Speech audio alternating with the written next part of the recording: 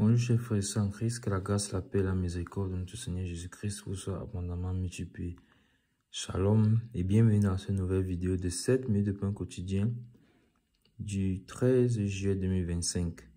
Nous poursuivons notre lecture dans le livre de Actes des Apôtres chapitre 5 et nous allons lire aujourd'hui le verset 40.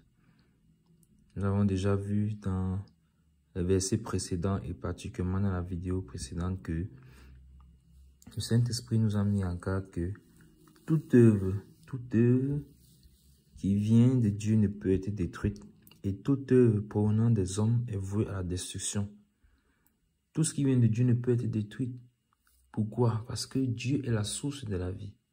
Et la parole qui sort de sa bouche ne peut retourner en lui sans avoir accompli le but pour lequel elle a été relâchée. Et il est la source de la vie. Il n'y a pas en lui de ténèbres, il n'y a pas en lui de défaut. Donc il ne peut pas commencer quelque chose qui n'aboutit pas. Lorsqu'il entame quelque chose, ça aboutit toujours. Et donc, à l'entame de cette vidéo, je veux déjà t'encourager que celui qui a commencé cette bonne œuvre dans ta vie l'amènera à la perfection. Il est fidèle pour le faire. Pourquoi? Parce que ce qu'il commence ne peut être détruit. Et l'apôtre Paul, c'est une parole que l'apôtre Paul va aussi reprendre plus tard. Il est fidèle, et il est fidèle. Même lorsque nous sommes infidèles, lui demeure fidèle. Donc, celui qui a commencé cette bonne œuvre en nous, il l'amènera à la perfection. Donc, j'aimerais t'encourager, si tu écoutes cette vidéo et que tu es abattu, tu écoutes cette vidéo et que tu es sous le poids, tu plies sous le poids d'un péché, d'un fardeau, de quelque chose qui t'embarrasse, qui t'empêche d'avoir la communion saine avec le Père, qui crée un mur de séparation entre toi et Dieu, je vais t'encourager. Le sang de Christ est disponible, tu peux abandonner cette voie-là, le Seigneur te pardonne et revenir à lui. Et cette œuvre qu'il a commencé en toi, il est fidèle pour l'accomplir. Ne regarde pas à toi, ne regarde pas à tes faiblesses, ne regarde pas à tes faiblesses, parce que tu en as des faiblesses, certainement. Moi aussi, j'en ai. Tout le monde en a. Mais regardons au Seigneur qui a commencé cette bonne œuvre en nous et qui nous guide et qui nous amènera à la fin. Pourquoi? Parce qu'il nous conduit toujours à bon port. Lorsqu'il a fait sortir son peuple d'Égypte, il les a conduits au bon pays où coule le lait et le miel pour qu'ils puissent l'adorer. C'est le même chemin que nous vivons sur la terre. Et nous avons vu cela clairement quand nous avons commencé cette vidéo dans le livre de Actes des Apôtres au chapitre 1, que nous sommes voyagés pèlerins sur la terre.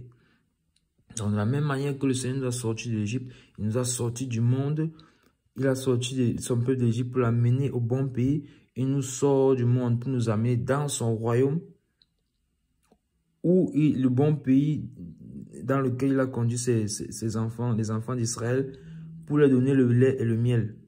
Et donc nous, dans son royaume, il nous nourrit du lait et du miel, c'est-à-dire sa parole. Et dans ce pays-là, il les a fait sortir pour qu'ils aillent le servir. Il nous a mis dans son royaume pour le servir, parce qu'il est le roi de ce royaume. Donc, soyons encouragés. Soyons encouragés. Donc aujourd'hui, le verset 40 nous concerne, et je vais dans le lit. Je vais dans le lit, la parole, je déclare. Il se rangeait à son avis, et ayant appelé les apôtres, il les fit battre de verge, et les défendit de parler au nom de Jésus, et il les relâchait. Amen.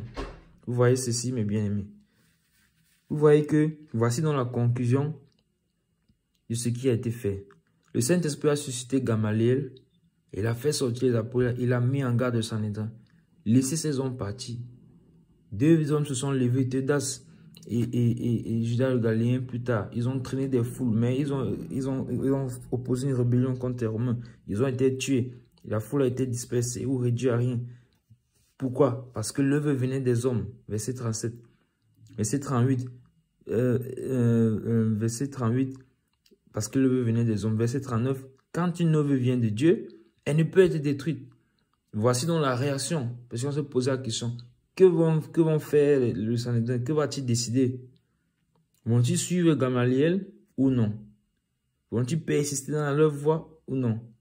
Le verset 40 dit donc il se rangeait à son avis. Il se rangeait à son avis. Et donc, il a su parler alors qu'en fait, on a compris depuis que c'est le Saint-Esprit qui est en train d'agir. Et ayant appelé les apôtres, ils ont fait entrer à nouveau les apôtres. Il les fit battre des verges. Il les défendit de parler au nom de Jésus. Il les relâchait. Vous voyez cela? Même scénario. La même chose qu'ils avaient déjà fait avec l'apôtre Pierre et l'apôtre Jean. Il les fit battre des verges. Donc vous voyez que c'est à cela que nous sommes appelés. La souffrance en Christ. En les battant de verges comme ça, là, ils sont en train d'amasser une gloire éternelle. Une gloire éternelle parce qu'ils ont le privilège de souffrir pour Christ. Il en est de même pour nous. Si nous souffrons pour le Seigneur, c'est une grâce, c'est un privilège. Même si c'est dur pour lâcher. Vous voyez que quand ils étaient battus de verges, là, c'était pas quelque chose de doux. Ça faisait mal, mal au corps. Et c'était difficile. Mais ils se sont laissés. Ils ont accepté subir la souffrance pour le Seigneur. Pourvu que le nom du Seigneur soit glorifié. Pourvu que le Seigneur accomplisse son œuvre dans leur vie. Et c'est là la souffrance parfois qui nous forge. Le Seigneur passe parfois par la souffrance pour nous forger. Et lui-même, il est passé par là. Donc c'est quelque chose qu'il connaît. Il ne nous montre pas une voie ou un chemin qu'il ne connaît pas. Il connaît cela. Donc il a fait battre de verges. Et dans la verge ici, dans nos jours, peut être les souffrances que tu peux endurer à cause du fait que tu as donné ta vie au Seigneur. Ta famille t'a rejeté. Tes amis t'ont abandonné. Mais le Seigneur t'accueille. Il ne peut jamais te rejeter. La verge peut être beaucoup de souffrances que tu endures dans ton travail. Que tu endures. Tu endures le rejet. Mais le Seigneur t'accueille. Qu'ont-il fait d'autre? Il a défendu de parler au nom de Jésus. Eh bien aimé, même scénario avec l'apôtre Pierre et l'apôtre Jean. Mais est-il possible d'annoncer, d'empêcher les apôtres du Seigneur d'annoncer l'évangile? Voilà pourquoi le Seigneur nous a demandé d'être fermes sur nos positions. Avec les temps difficiles qui sont devant nous, de rester ferme, d'avoir une foi ferme dans le Seigneur. Peu importe ce qui arrive, de ne jamais régner la foi. Il le défend de parler au nom du Seigneur. Donc les apôtres en sortant ici pouvaient dire, ah vraiment, c'est annoncer l'évangile, c'est recevoir des coups comme ça, des coups de verge. Alors, vaut mieux ne plus parler au nom du Seigneur. Vaut mieux non plus parler au nom de Jésus pour ne plus subir la souffrance. Mais non, ils vont continuer. Et d'ailleurs, c'est parce qu'ils ont continué qu'ils se retrouvent dans cette situation, puisque Pierre et Jean s'étaient déjà retrouvés dans de pareilles conditions. Donc nous devons, peu importe ce qu'il arrive, rester fermes sur le Seigneur. Tenir nos positions, garder nos valeurs chrétiennes, des disciples de Jésus-Christ. Et il est défendu de parler au nom du Seigneur Jésus. Pourquoi? Parce que c'est dans ce nom, et c'est ça qui démontre justement que c'est dans le nom de Jésus-Christ qu'il y a le salut. Pourquoi? Parce que quand il parlait du nom du Seigneur, les vies étaient transformées. Les vies étaient transformées, pourquoi? Les gens quittaient les ténèbres à la lumière, mais non seulement ça, les vies étaient restaurées. C'est-à-dire que ceux qui étaient malades retrouvaient la guérison, ceux qui étaient animés des esprits impurs retrouvaient la délivrance. Le nom de Jésus. Donc, encore un autre message que nous tirons de ce passage, invoquons, apprenons à invoquer le nom du Seigneur. Quand nous sommes dans les difficultés, invoquer le nom du Seigneur en toutes circonstances, invoquer son nom. Son nom nous sauve, son nom nous guérit. Et ensuite, qu'est-ce qu'ils ont fait? Ils les ont relâchés. Amen. Donc, nous avons vu clairement que le Saint-Esprit a agi. Donc, quand nous invoquons le nom du Seigneur, alors nous sommes délivrés de nos ennemis. Alors nous sommes relâchés de nos oppresseurs. Je m'écris, loué soit l'Éternel, et je suis délivré de mes ennemis. Amen. Ça, c'est ce que le psalmiste dit. Donc le nom de Jésus-Christ est le puissant nom qui nous a été donné. Et le Saint-Esprit les a délivrés. Donc, merveilleux Saint-Esprit, encore une fois de plus. Gloire soit rendue à ton nom, Seigneur, parce que tu sais toujours délivrer tes enfants des situations difficiles par lesquelles ils passent.